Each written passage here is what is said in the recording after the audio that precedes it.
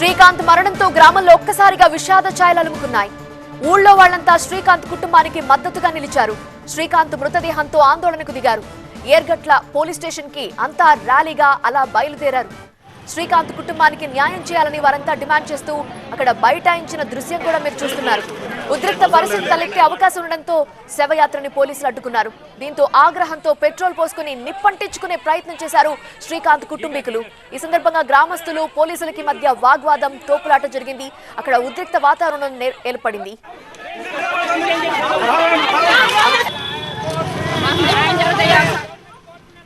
శ్రీకాంత్ చావుకి కారణమైన వాళ్లపై చర్యలకు పేరెంట్స్ డిమాండ్ చేస్తున్నారు.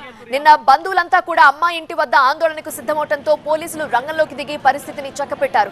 ఇప్పటికైనా శ్రీకాంత్ చావుకి కారకులెవరో విచారణ జరిపి బాధ్యులపై చర్యలు తీసుకోవాలన్నారు.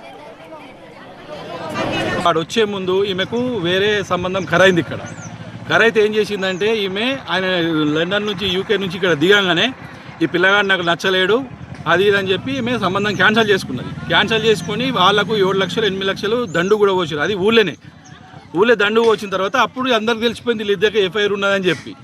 వీడు వచ్చిన తర్వాత వీడు హైదరాబాద్లో ఉంటే ఈమె కూడా హైదరాబాద్ పోయి వాళ్ళు విచ్చలవిడిగా తిరిగిన తర్వాత ఆమె ప్రెగ్నెంట్ అయిందట. ప్రెగ్నెంట్ కూడా తీసేసుకున్నారట. తీసేసుకుని చివరికి ఏమైందంటే ఆమెకి ఇంకొక పెళ్లి సెట్ అయింది రీసెంట్లీ. పెళ్లి సెట్ అయిన తర్వాత ఈయనకి రోజు మెసేజ్ చేస్తుంది, నాకు పెళ్లి సెట్ అయినా సరే నువ్వేం భయపడకు, పెళ్లికి ఒక్కరోజు ముందైనా సరే నేను వస్తా, మన ఇద్దరం లేచిపోదాము, అది ఇదని నేను బయటకు పోతే మా నాన్న చచ్చిపోతాను బెదిరించిండు కాబట్టి నేను ఇట్లా ఆగిన. కానీ నువ్వు